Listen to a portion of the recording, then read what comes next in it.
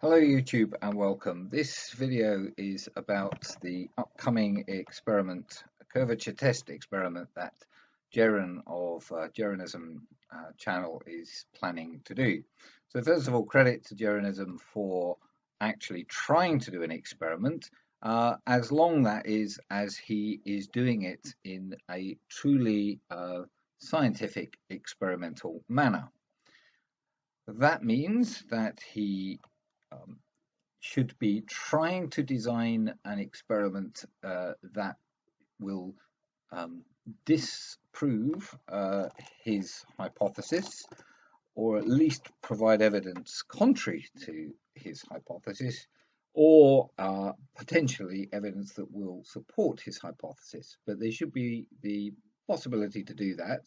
I think he's close to getting an experiment that will do this, but I think he's made a few errors and not considered a couple of things that are very important.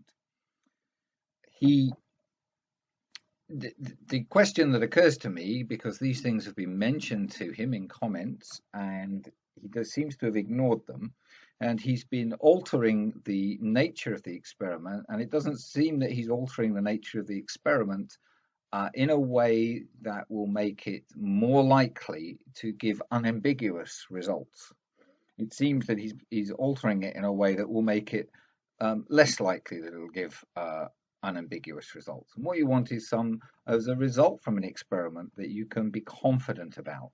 You can be confident of the reason you have gained the result that you have gained. And the inferences that can be drawn from it. The scientific literature is absolutely littered with experiments which on the face of it show one thing, but it turns out actually showed something rather different. And the experimenters didn't maybe think quite carefully enough, or didn't have sufficient knowledge to take account of all the possibilities. So I'm going to play Jeran's video, a bit of it, in which he describes the experiment so we can all understand what the latest incarnation of this experiment actually is.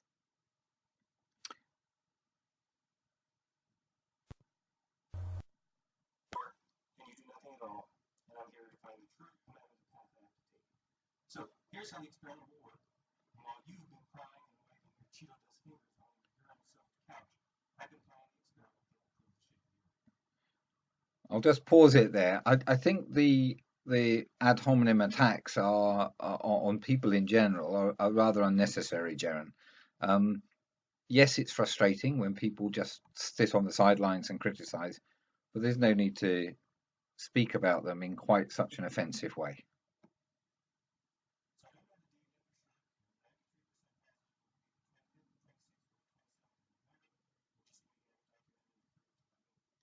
So the experiment is coming up this weekend, or at least he's 93%, very precise there, confident that it will happen this weekend. And that's why I'm putting this video out now, because the time is short and I'm having to do it in a bit more of a hurry than I'd wanted.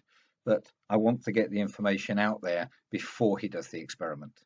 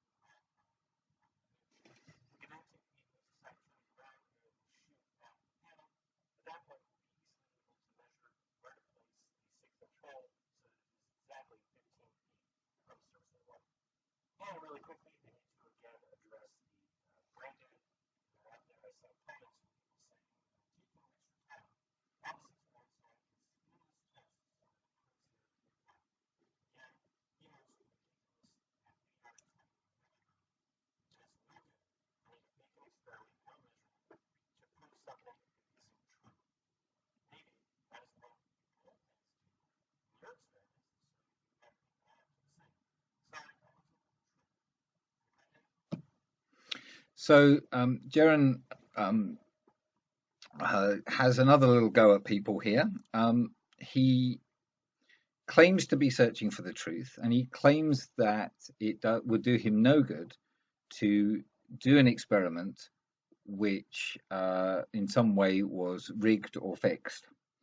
And we can accept his word for that, except that it would do him some good if he could come up with a result that at least appeared to support flat Earth, because he comes from a flat Earth believing cult, if you like, or movement, as they like to be known.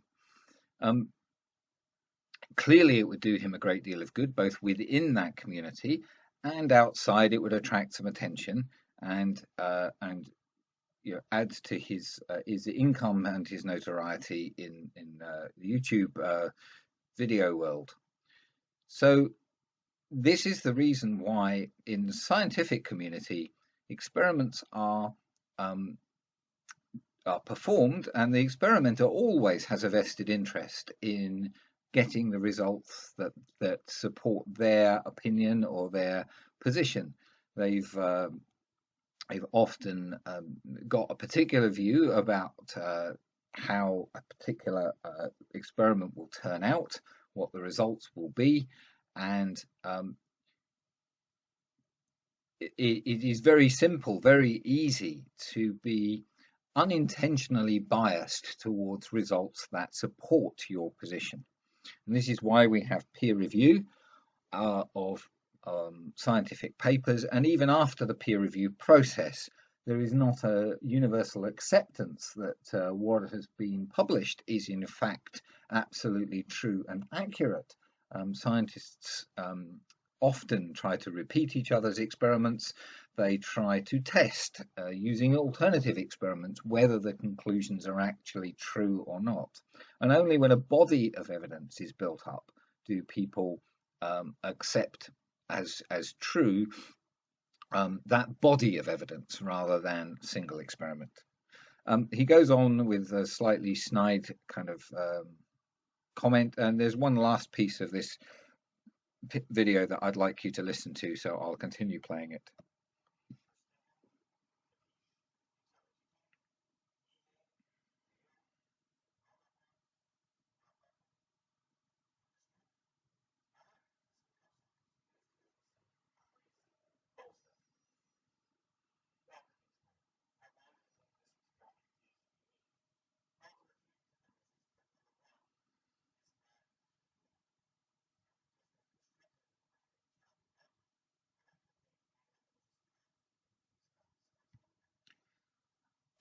Yeah, most experiments are repeatable. Sometimes experiments that use very high-tech equipment can only be repeated by other people who have that high-tech equipment. Generally speaking, experiments can be repeated by other people who have sufficient expertise. The experiment is not unique, and this is a diagrammatic representation of his experiment where he's greatly exaggerated the curve, but it makes some sense. I'll just play a little bit more of this, and then I'll go on to talk about the things I think he has not considered.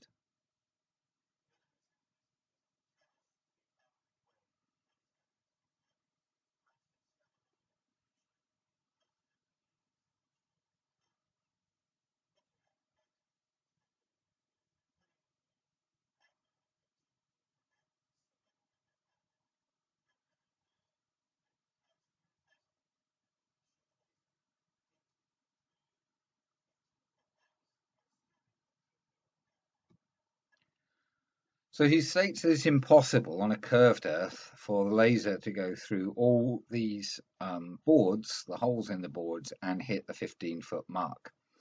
And I would dispute that, and I'm going to dispute that later. And it's a very unscientific thing to say that something or other is impossible. There are always caveats, always situations that we can imagine where something might be possible. And until we've established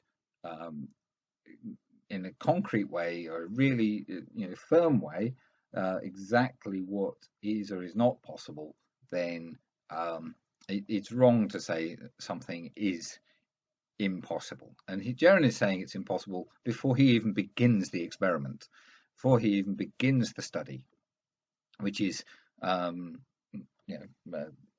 it's a mistake. People say things like it's impossible for something to travel faster than the speed of light, but there's always a caveat there, which is if our current understanding of matter and energy is accurate. It may be possible for something to travel faster than the speed of light, some energy or some matter, but if it does turn out that that is possible, then it means we've got something wrong about matter and energy and the universe. And a scientist always explains in sort of those sorts of terms what they mean. Anyway, listen to a bit more.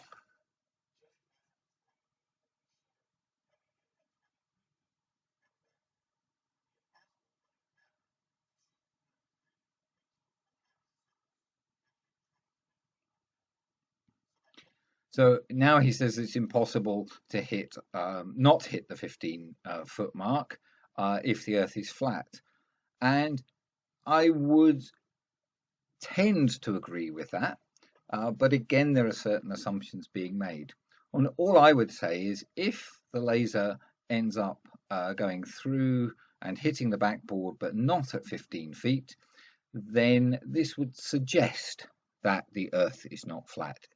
And further study, further analysis of the exact nature of the location the experiment was done and the conditions and so on would need to be taken into consideration. For example, there may be some effect that would bend the light of the laser. And if it bent the light of the laser, it might not hit the 15-foot mark, even though the Earth was flat. So ruling one thing in and one thing out is a mistake.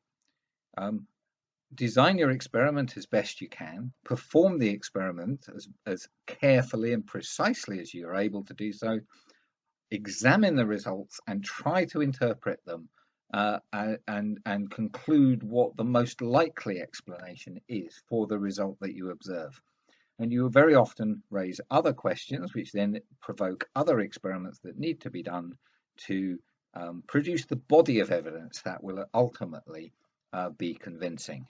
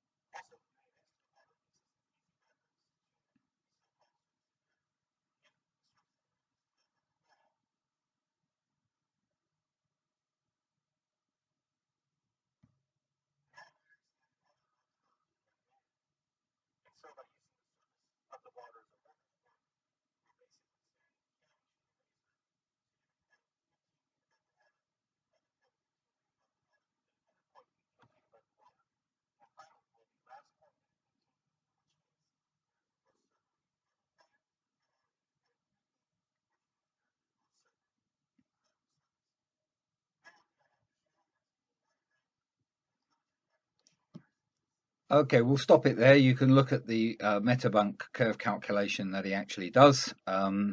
He explains that his height distance, he's got a view of height at 13 feet here. The distance is 3.88 miles. So that's going to be 15 feet, not 13 feet, but whatever. And he's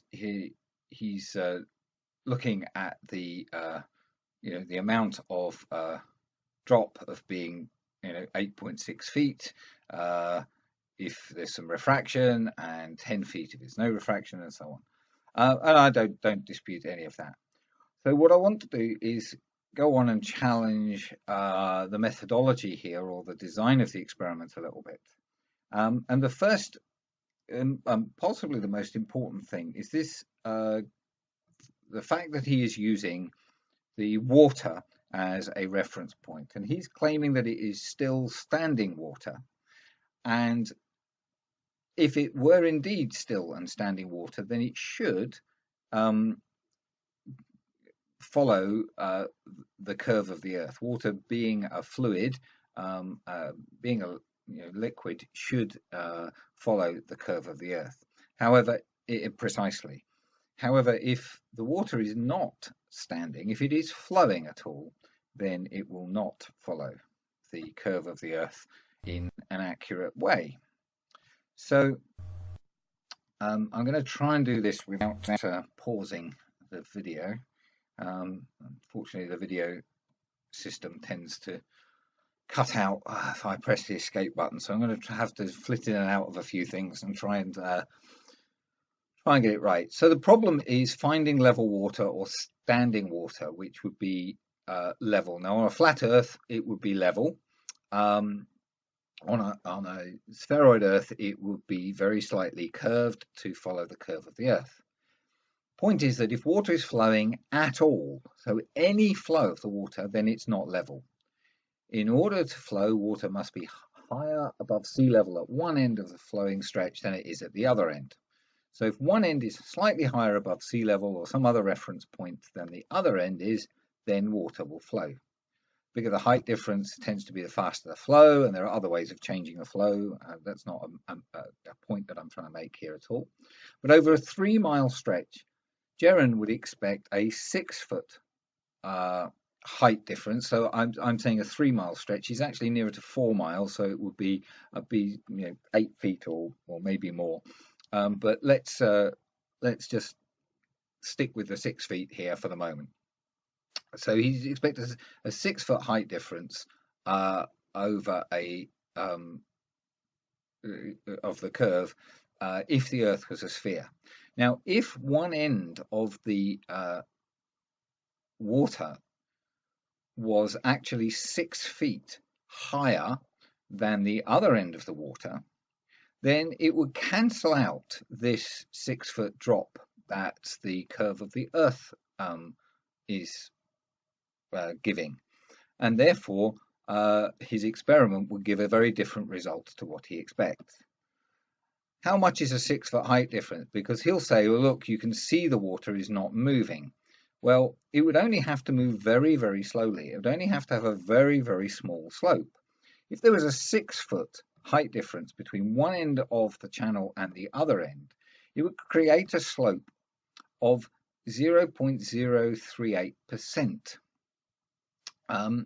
Or to put it another way, that's the same slope that you would create if you took a 16-inch strip of steel, a steel rule 16 inches long, and placed one human hair underneath one end of it. That would be the extent of the slope that we're talking about. And you can imagine placing, having water on such a slope. It's not going to move very fast. In fact, it will barely move at all. But there will still be a slope there, and the water will still flow very slowly from one end to the other.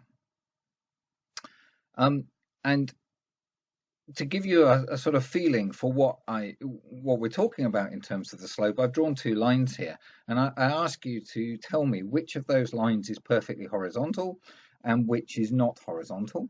And if you can work out which one is not horizontal, tell me which end is higher and which end is lower. That would be just an interesting little challenge for you.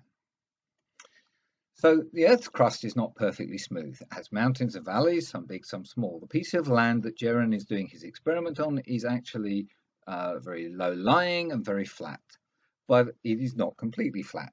It is lumpy to a certain degree.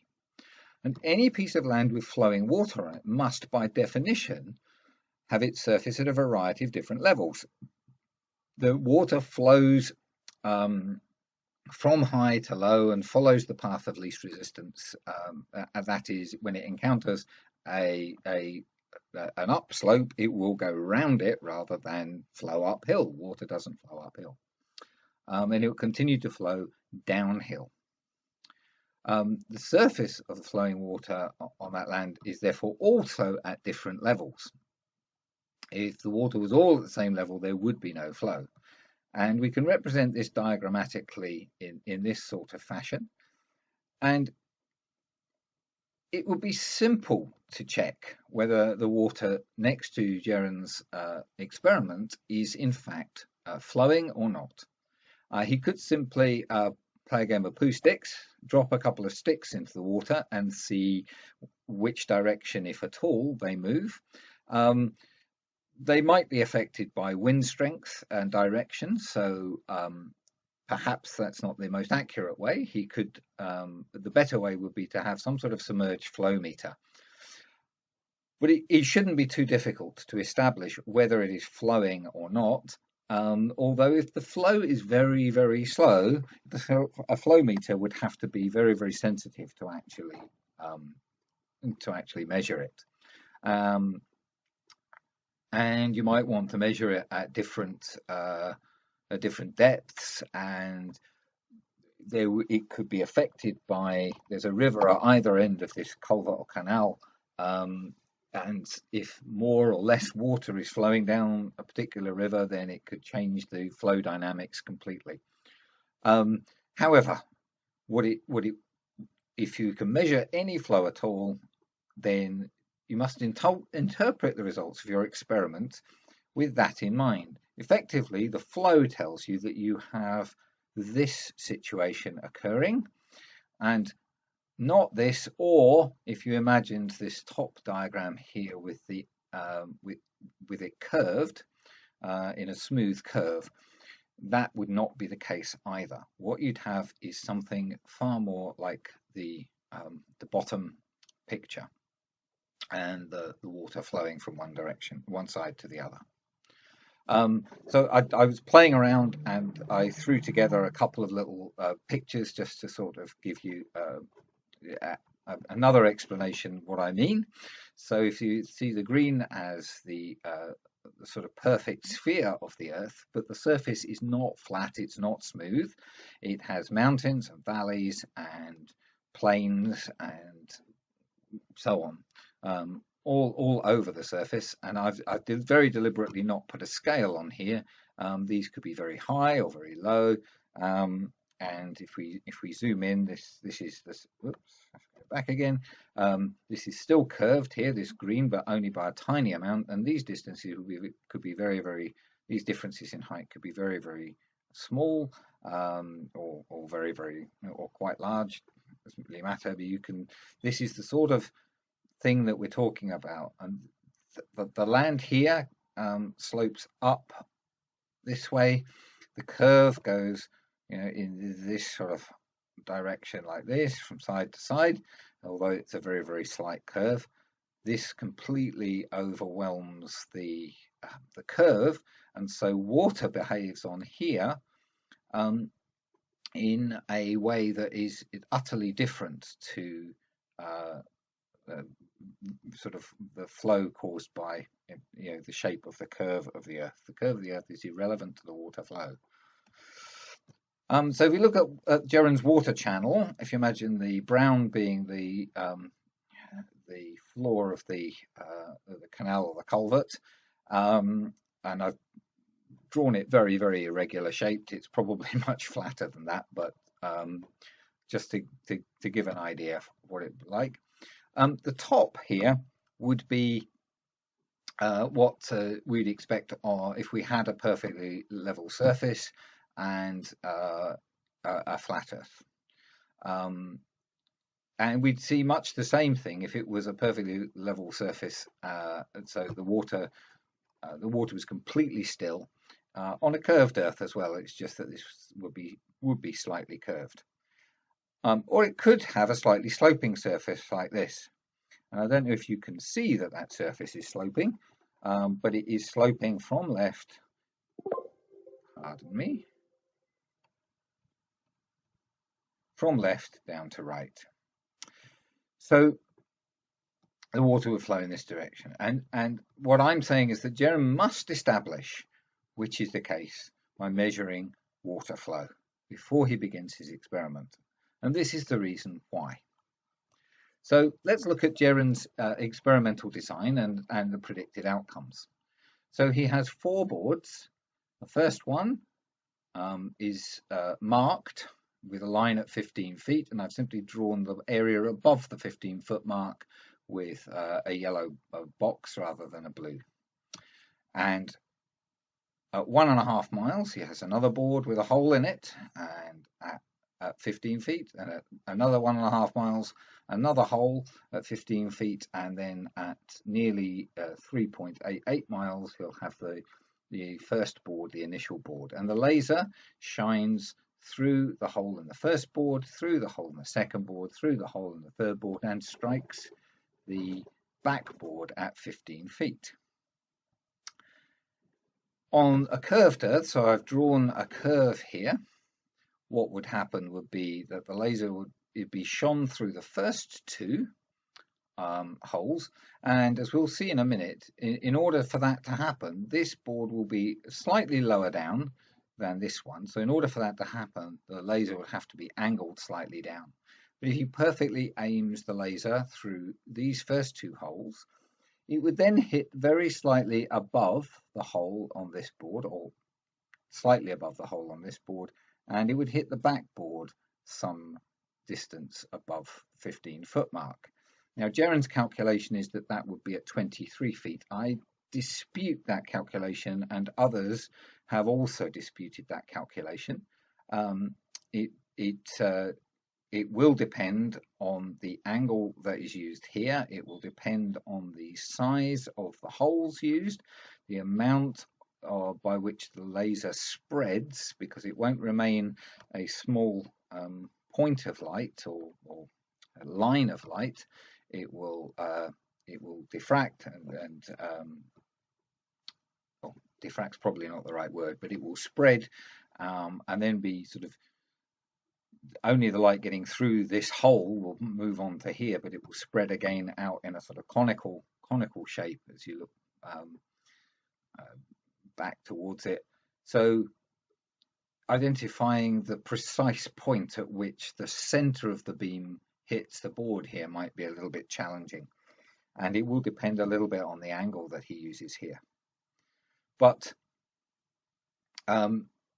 he will have some flexibility. These holes are going to be 6 inches in diameter, so he could go through the top of this hole and the bottom of this hole and have quite a steep angle, or he'd go through the center of this hole towards the bottom or the top of this hole and create a completely different result, or he could go straight through the middle of both holes and it would be angled slightly down. There's a lot of variability there, and I don't think Jaren has explained exactly how he's going to deal with that particular situation. He may have some means of measuring it, confirming that it's going straight through the center of the hole. I would suggest that his best bet would be to make this hole much narrower, and to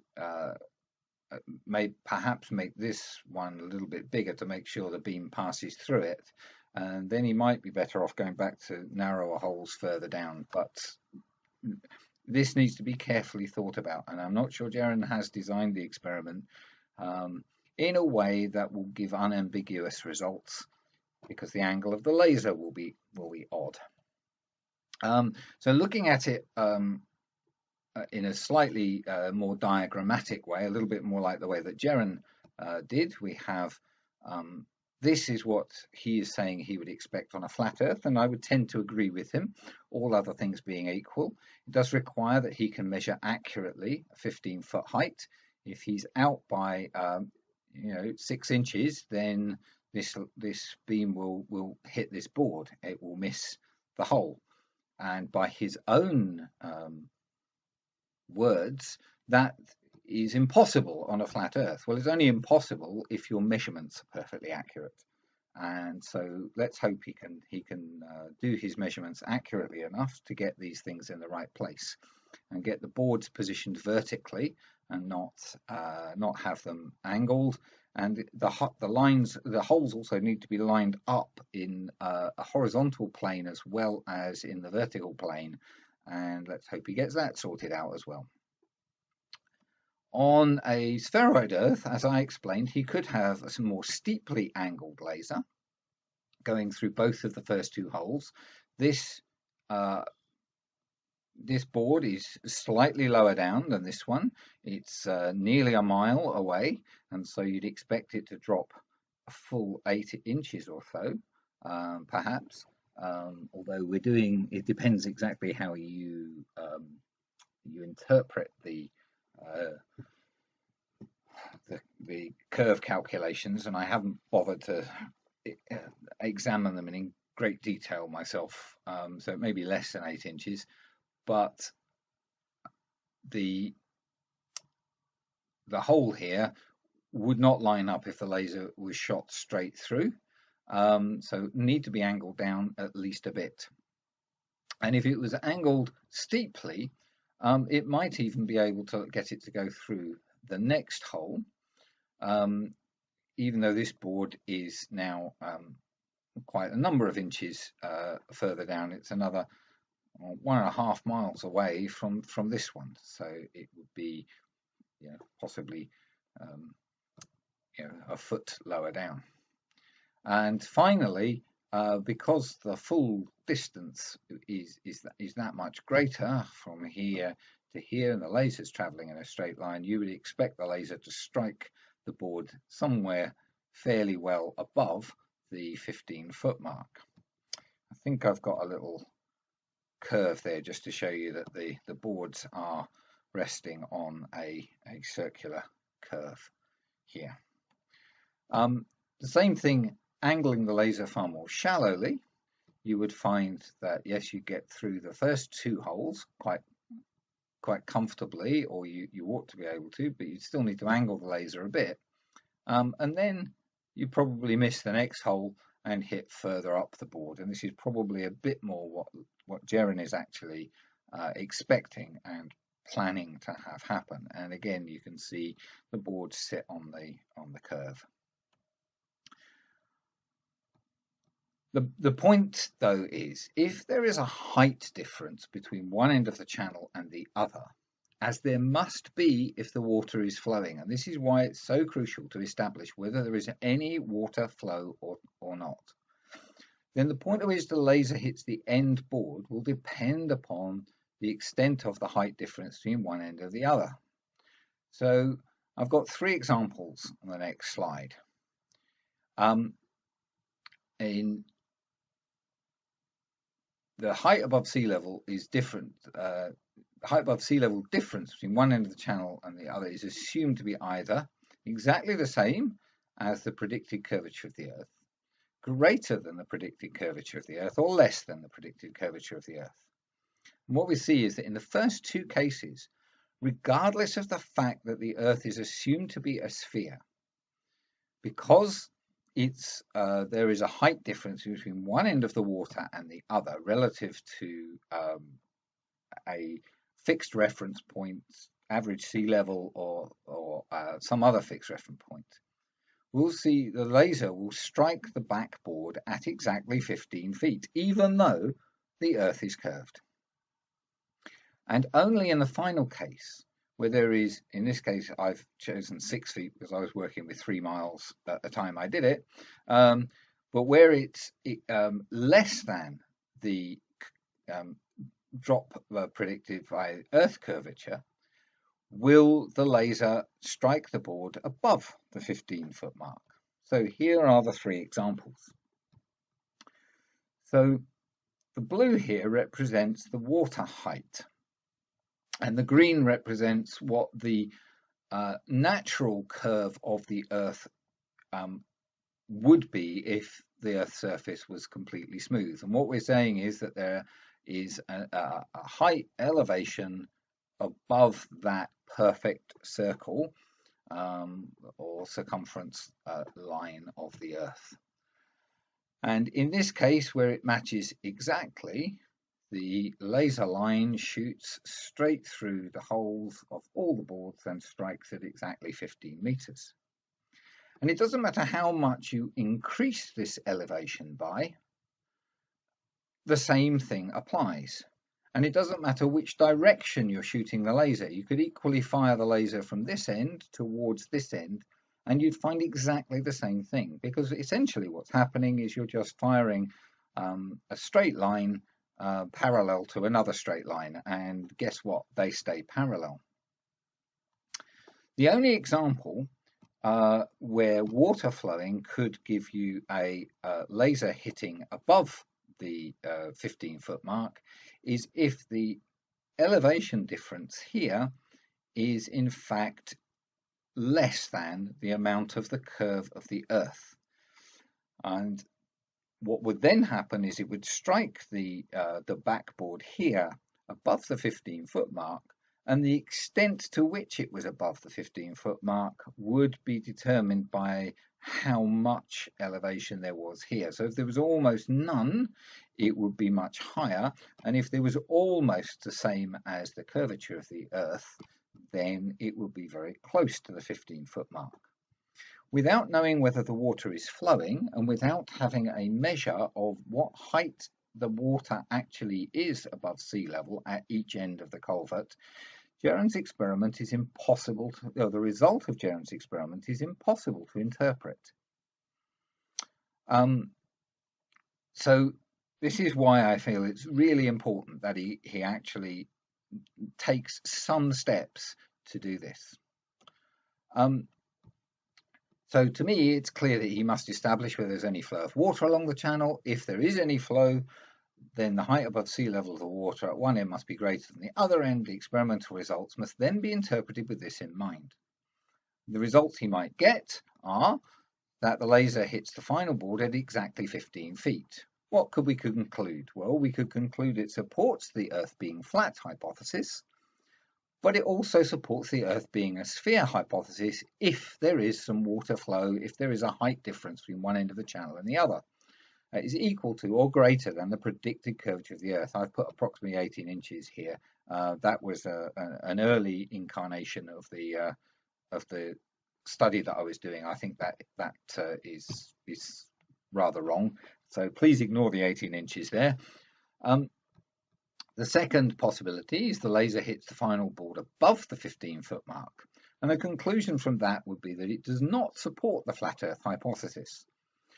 On its own, it's not sufficient to reject the flat Earth hypothesis because, as I said, there could be some kind of refraction going on. There could be inaccuracy in being able to measure exactly where the center of the laser beam is after it's traveled nearly 4 miles, and so on. But it would add to what I think is an already overwhelming amount of evidence that contradicts the flat Earth hypothesis.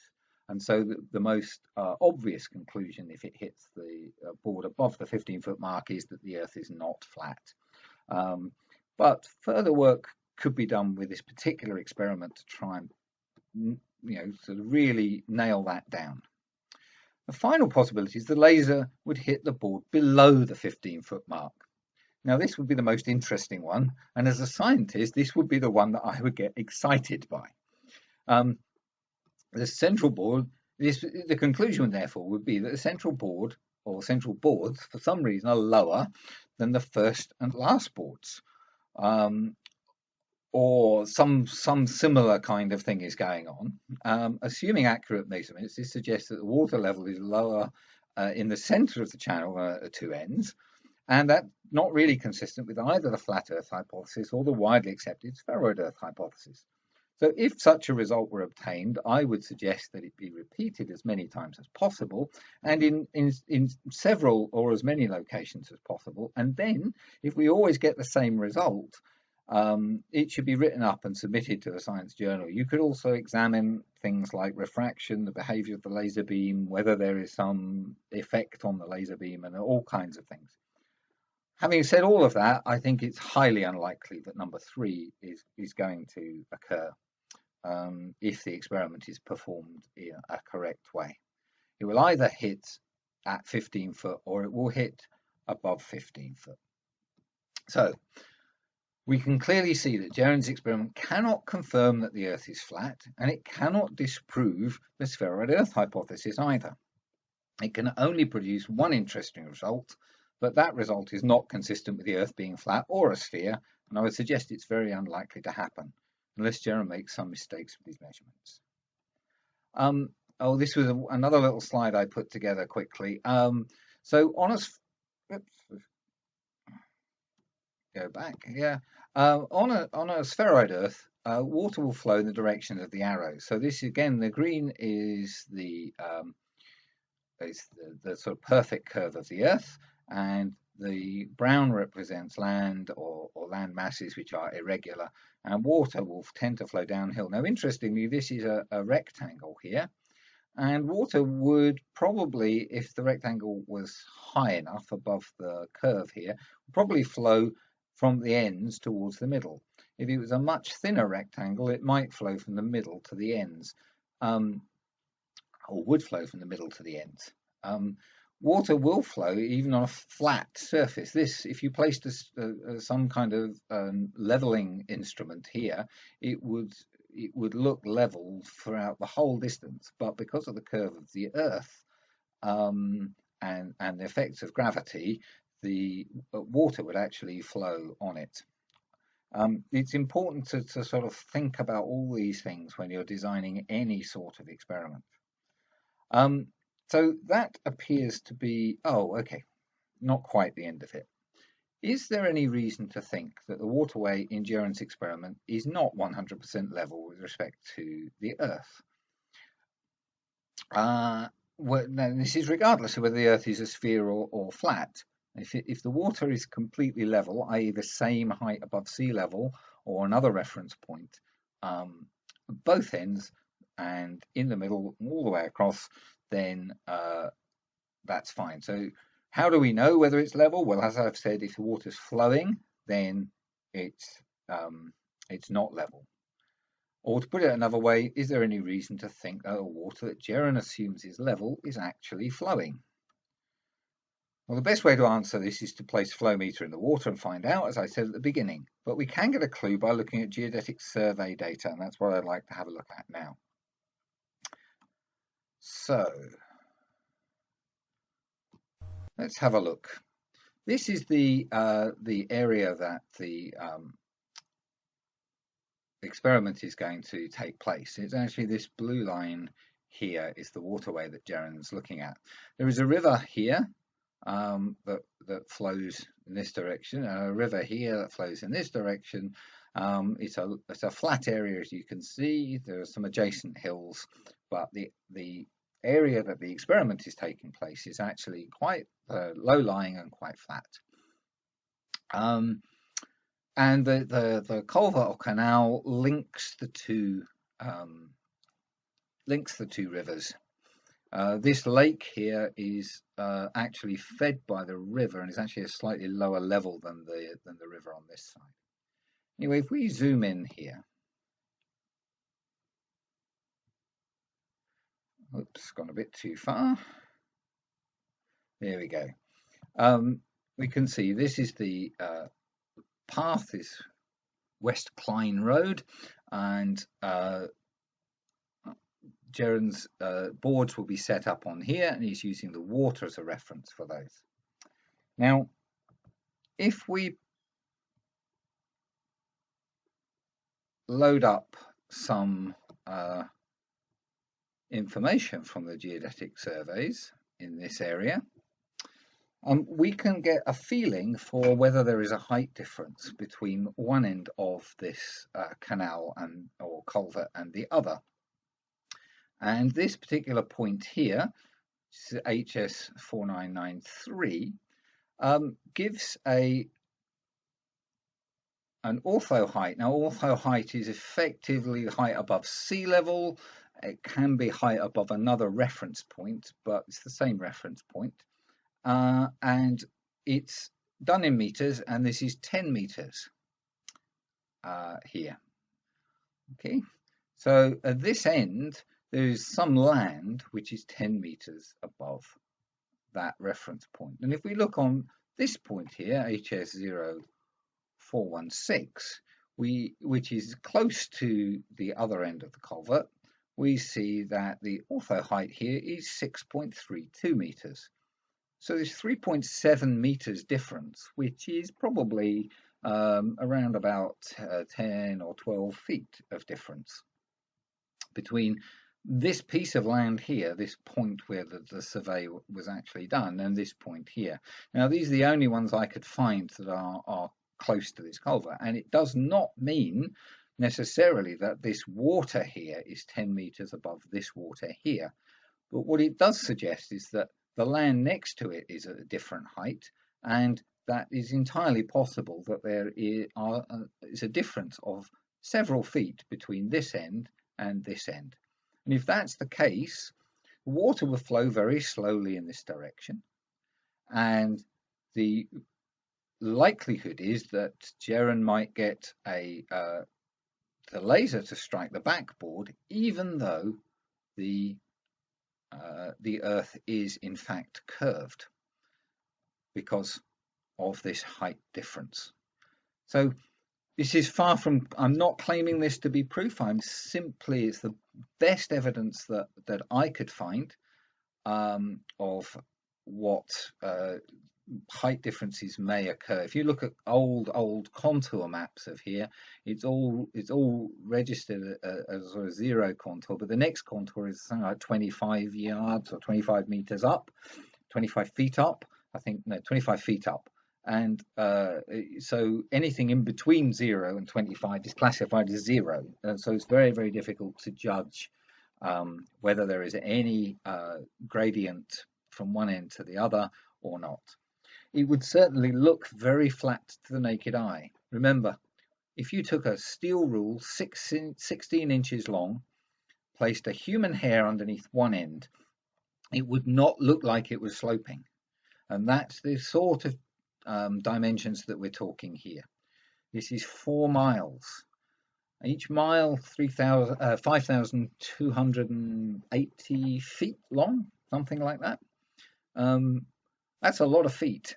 Okay, and we're talking about just a few feet difference would render Jeran's experiment completely pretty much uninterpretable. Okay, so that's it. That's pretty much all I wanted to say about Jeran's upcoming test. My verdict on it is that, as described, I think he'll have some technical issues with the laser. I think he'll have some technical issues lining up his boards correctly and his holes correctly and angling the laser in an appropriate way to get a meaningful answer. But even if he overcomes all of those issues and does get the laser to strike the backboard and is able to measure the height at which it strikes the backboard, I think he's still got an issue if he cannot prove undeniably that the water in that culvert or canal is absolutely still. And perhaps one final point to make is that this, whilst I applaud his attempts to design a good experiment here, this kind of canal is not an ideal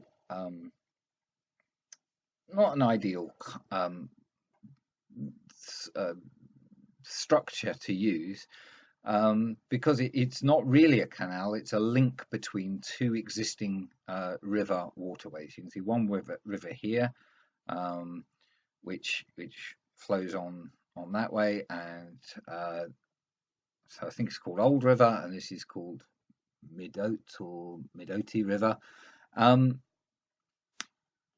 Those rivers are unlikely to be at exactly the same elevation above sea level, and a canal linking them will necessarily have a very small height difference, and water will tend to flow in one direction along that canal. If you've got a lot of water flowing down this river, then it would wash back this way. And if you've got a lot of water flowing down this river, it would flow that way. But the height difference tells you, or if there's a height difference, it tells you that the water must be flowing, and any flow along that stretch tells you that there is a height difference between one end and the other. A better thing to use would be something like a large lake, and I dare say that Jeran and others are familiar with Soundly's work on Lake Pontchartrain, and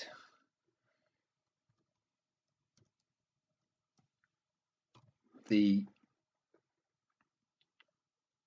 Lake Pontchartrain situation is far better, although you are looking over water, and I can understand people being concerned about the effect of refraction over water. Lake Pontchartrain is a much larger body of water. It is a lake rather than a river or a canal. You can be pretty convinced that the water level will follow the curve of the Earth, and Soundly has some fantastic pictures of the lake and the causeway and the power lines on that lake, showing that the water does in fact curve quite dramatically. He's done similar work in a bayou, which is again far more likely to be a level, completely level.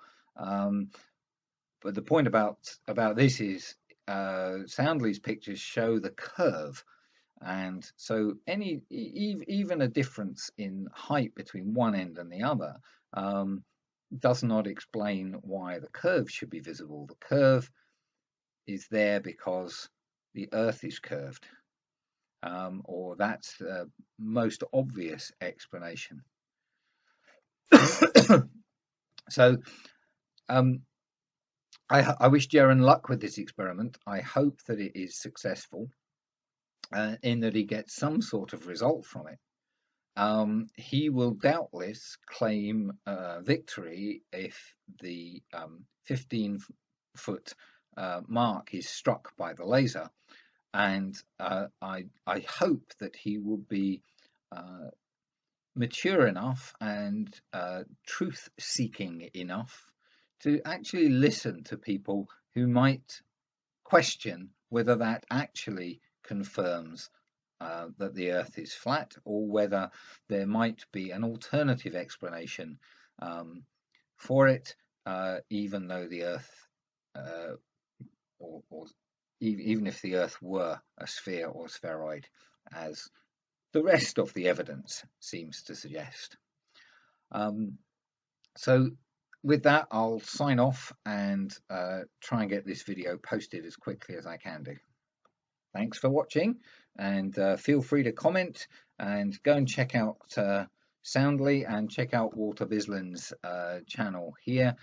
This latest video of Soundly's has loads of pictures in it throughout the length of the video. Sorry about the advert, but that's what you get on YouTube, and that's why some people do it.